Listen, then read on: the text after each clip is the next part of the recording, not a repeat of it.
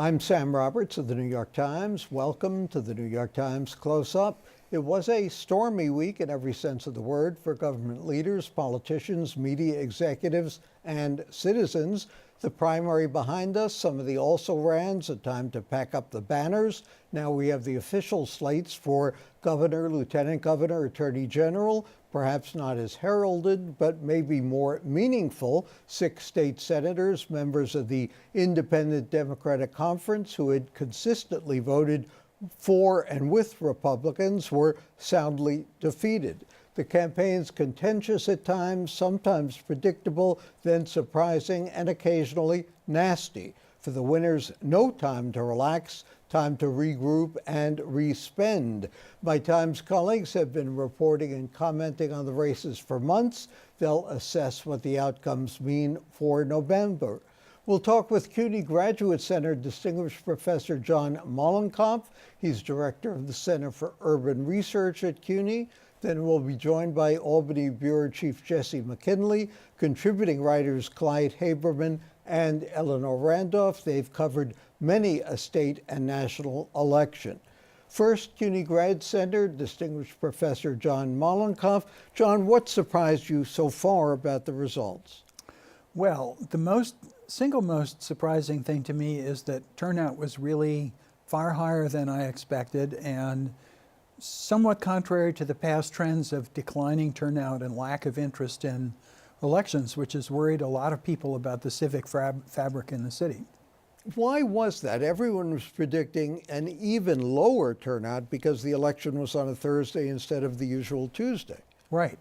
Normally, a turnout is driven by competition at the top of the ticket. And to a certain extent, the Cynthia Nixon challenge to Andrew Cuomo did generate interest. But what I think was distinctive was all of the primary races down ballot, especially for the Senate seats that you already mentioned, but also for a lot of the assembly seats. And a whole new crowd of younger, perhaps more vigorous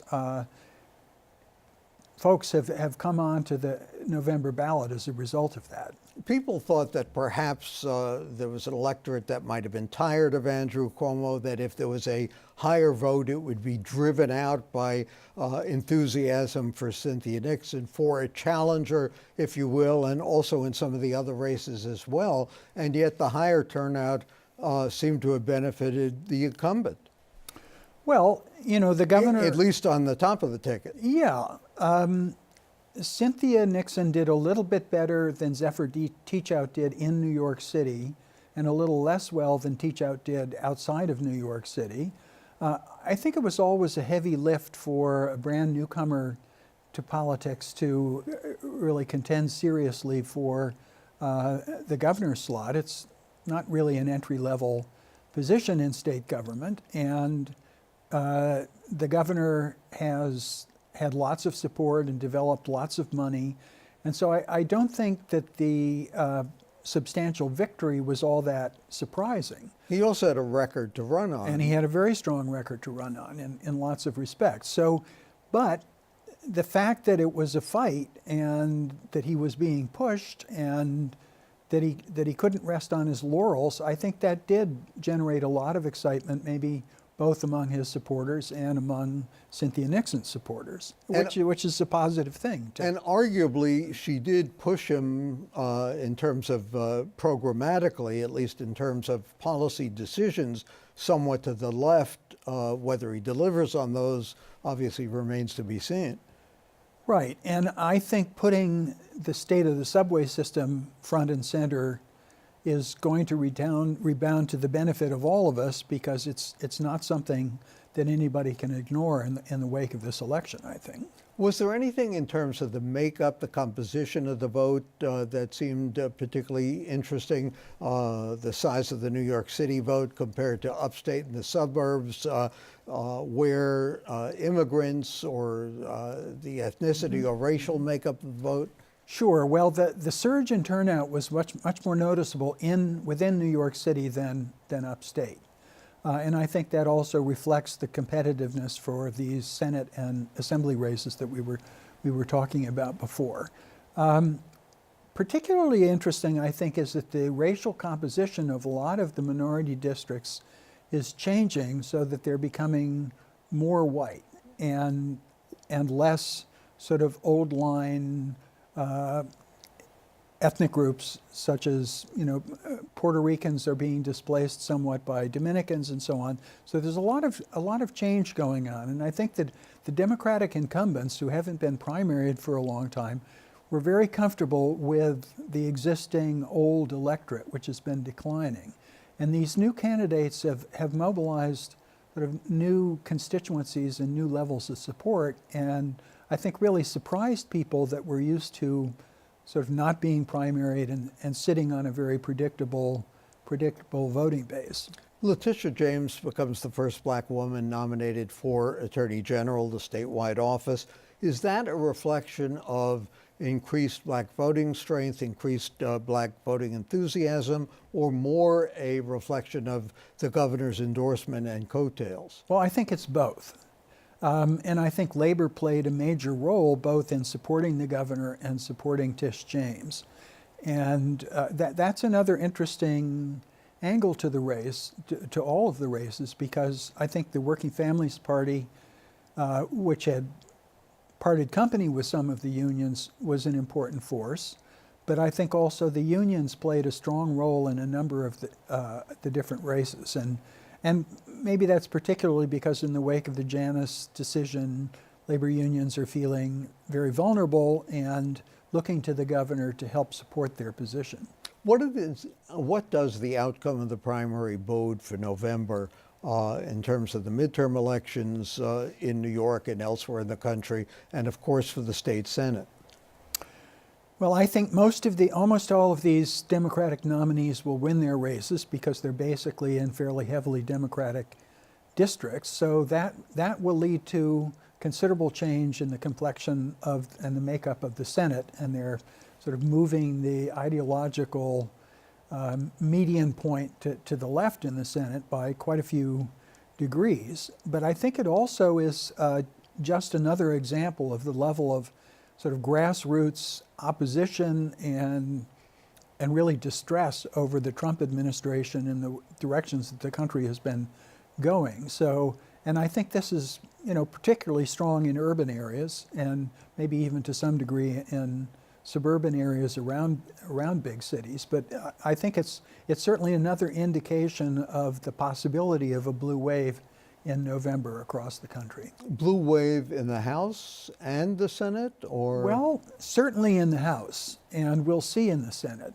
But the fact that a Democratic nominee is in statistical dead heat with Senator Cruz in Texas is really unprecedented. Thanks to John Mollenkopf for joining us. And coming up next, Times Albany Bureau Chief Jesse McKinley and contributing writers Clyde Haberman and Eleanor Randolph.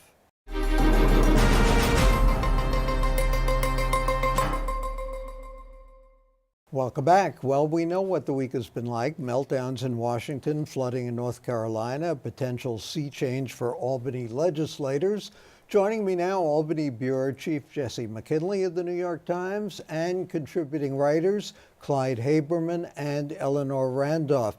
Jesse, the governor, Andrew Cuomo, did act a little bit like his father, Mario, on primary night. He stayed home. Why didn't he go to the victory party?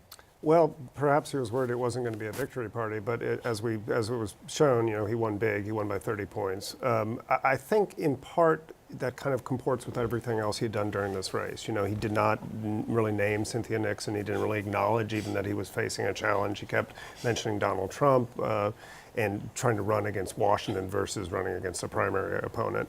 And I think that this was part of that strategy, right? Is that he would be in the mansion, he would kind of set himself up as this kind of executive, you know, dignified executive watching the returns from Albany. But then, of course, once he won, the Twitter sphere filled full of pictures of his staffers drinking Cosmopolitans, which was an obvious dig against Cynthia Nixon.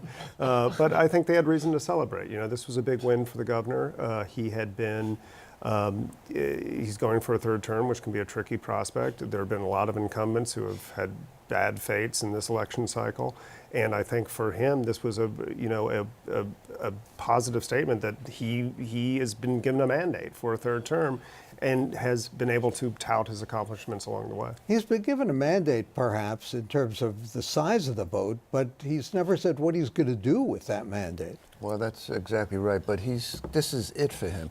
There is not going to be a fourth term, not as governor, because he's smart enough and knowledgeable enough to know that any attempt to go for a fourth term is the kiss of death in New York politics. It was for Ed Koch, it was for Mario Cuomo, it was for Al D'Amato. So, Not for Nelson Rockefeller. I don't think Nelson Rockefeller had a fourth term, did he? Yes. He won a fourth thing, but then he got But then he left. to vice president, yeah.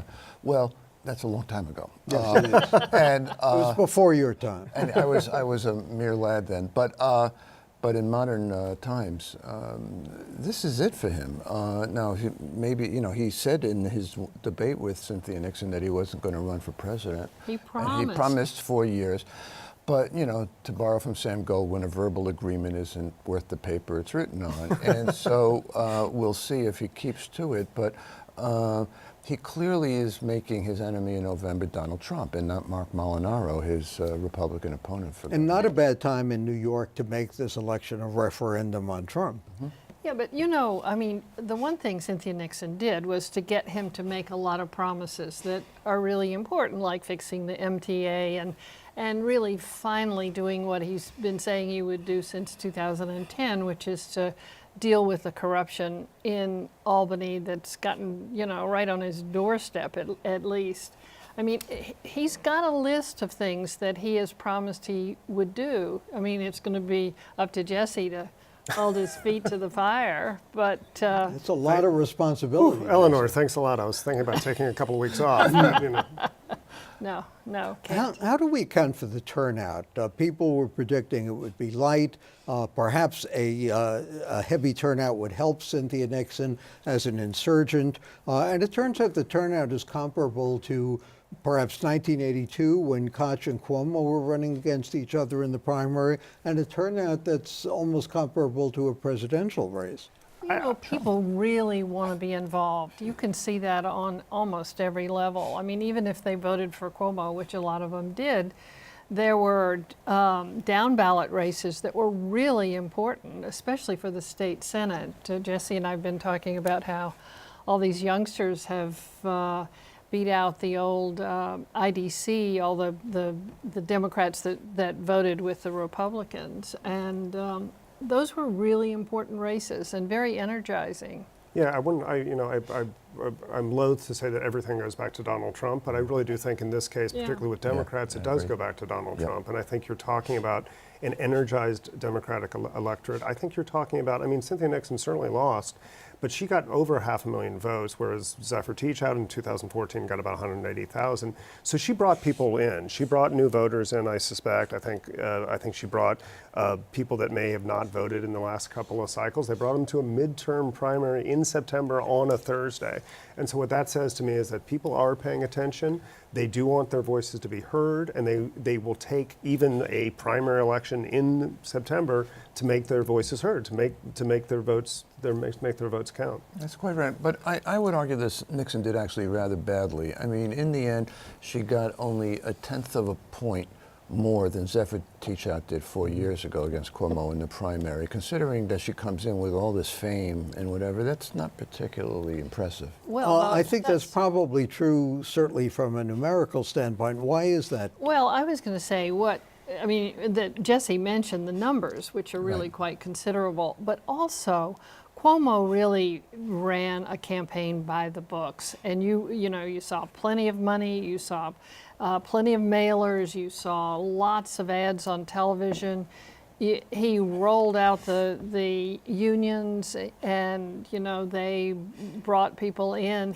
it was almost a classic campaign that he ran. Speaking of mailers, the campaign ended on a rather sour note for the governor. Yeah, it was the mailer that came from the state party that the Cuomo officials had signed off on, which basically alleged that Cynthia Nixon was an anti-Semite, which was completely untrue. And it did. It put kind of a very dirty cherry on what I think the Cuomo camp thought had been a pretty good campaign up until that point. I don't think it had much to do with the outcome whatsoever, but it certainly goes back to what Eleanor mentioned before, is that Albany has a bad reputation, and dirty politics are part of that bad reputation. So when you have a mailer at the end of the campaign at the 11th hour where a guy is already up by 40 points and he just seems to be running up the score, it just puts a bad taste in people's mouth. Why can't politicians in a case like that ever come out immediately and say, I am sorry? I was just going to say Yeah, that. I It was is- gonna say that It is too. inexplicable. But in Andrew Cuomo's case, I would argue that magnanimity is not his long suit. Really, he seems incapable of saying, yeah, this was awful, and I'm going to fire the head of the Democratic committee, state committee, or something to that effect. Instead, there's all this mealy-mouthed, Well- wimpy, it was a mistake. No, it wasn't a It's mistake. It was supposed to- an outrage. And- They think they look weak if they apologize, but what they I think really, you look strong if you Yeah, apologize. I agree. think you look strong if you say the buck stopped with me. Right. I'm in charge. I'm the head person, and even though I didn't see it and I am responsible And for this it. story line from his pal Larry Schwartz that I only looked at part of the leaflet and I turned it over. I mean, this is just not believable. No, And- not how, when you and consider how disgraceful. meticulous and methodical. And when they you are. consider that Andrew Cuomo reportedly, I'll throw that in to cover myself, had a hand in the infamous attack on Ed Koch in certain districts in Queens back in the 1977 Democratic race against Cuomo's father, Mario Cuomo, there's a certain consistency here. Speaking of saying you're sorry, how do we account for Donald Trump and the hurricane in Puerto Rico? Oh, Other than that, he's a schmuck. You Well- can't. Seriously, I mean, there are 3,000 dead people, and every statistic shows that it is way more than the number of people who would have been expected to die during that period in Puerto Rico. And so, once again, he turns it into being all about himself. The man has no empathy. The man has no caring about people. I mean, they're standing there pitching paper towels at people like he was, the lord of the mansion, throwing pennies at folks. He's a hideous character who lacks anything approaching normal human emotions. Is that clear enough? I mean, What do you really think? yeah, Todd? no, I mean, it's well, unbelievable. those numbers took a while to come out. You knew, anybody who looked at the pictures coming out of Puerto Rico knew that more than 60 people had died. And so, and there were these rolling deaths that they basically stopped counting. He also looks for a villain, and he decided that the mayor of San Juan was his villain of the moment. And it's just crazy. These are people who are really suffering and have been suffering for a year. And, they're right in the path they're right in Hurricane Alley. So it's going to happen again to them. They're also not his voters. And you haven't heard him say very much, if anything, about the wildfires in California, for example. They're not his voters either, at least not statewide. But he'll be there for the Carolinas during this Hurricane Florence disaster for sure, because those folks are.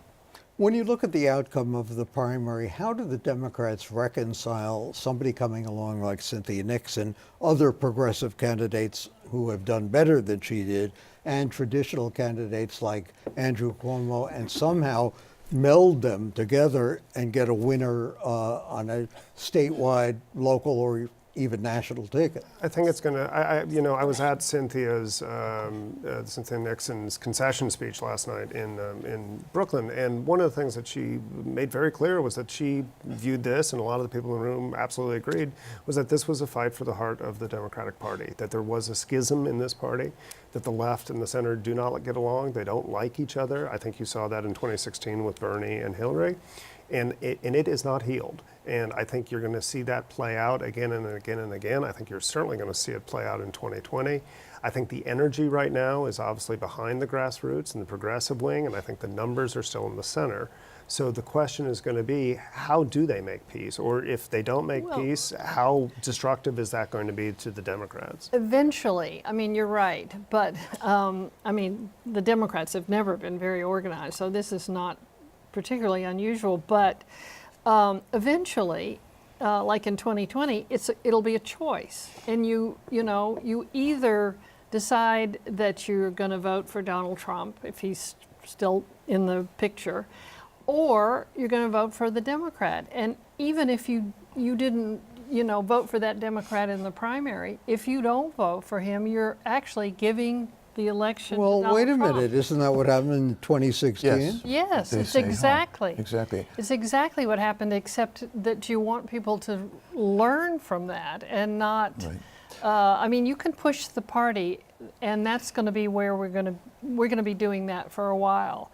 But in the end, it's a choice. It's one or the other. Among the immediate questions is, what does the Working Families Party do? Cynthia Nixon is its candidate. So does she stay on that ballot? Do they push her aside through some subterfuge that exists and then glom on to Cuomo? And what price will perhaps they pay to do that? But if they don't get 50,000 votes in the November election, they don't have an automatic slot in the next go-round. So Jesse, what will they do, or what should they do to maintain their survival? I talked to WFP officials last night. They're looking at it. They say within the next couple of weeks. There is a deadline in early October where I think the ballot actually has to be finalized by October 5th.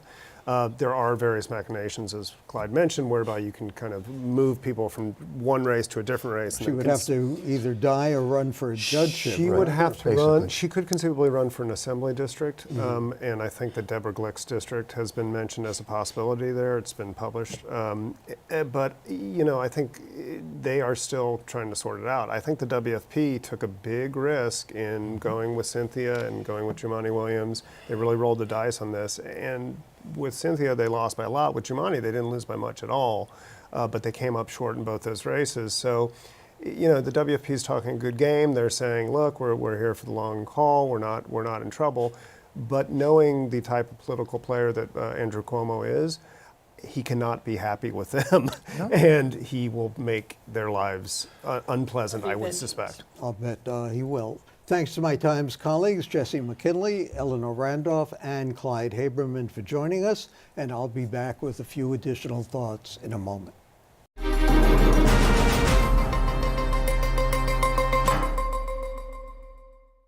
Bruised by recriminations of the campaign's final days, on primary night, Andrew Cuomo stayed home. He let the results speak for themselves. Here's what they suggested to me.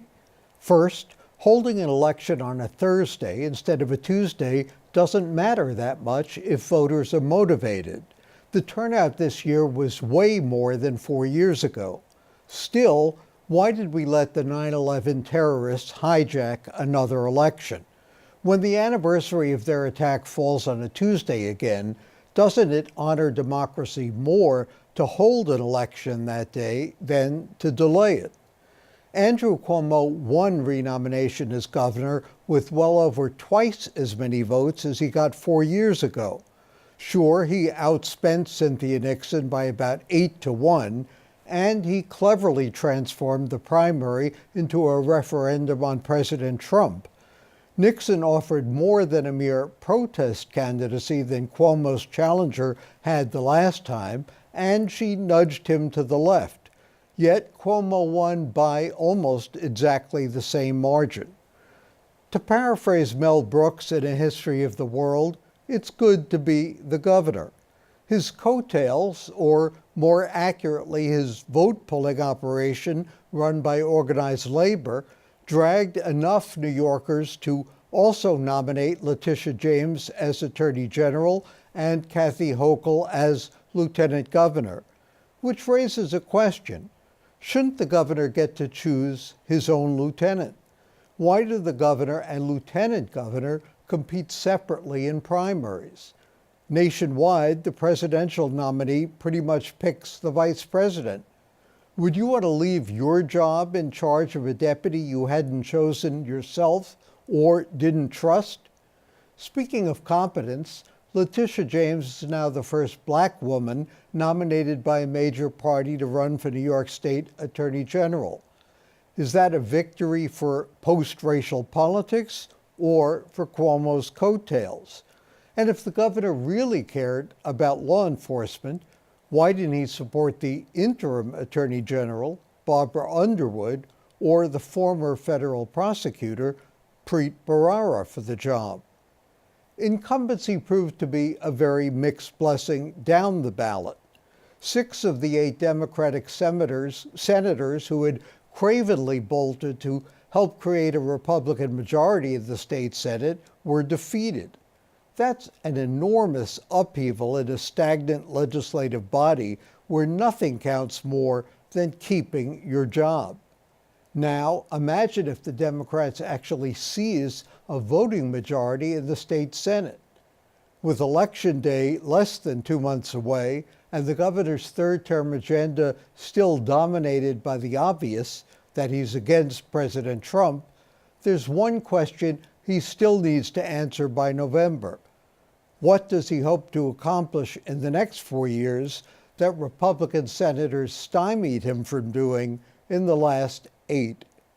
For the New York Times and CUNY TV, I'm Sam Roberts.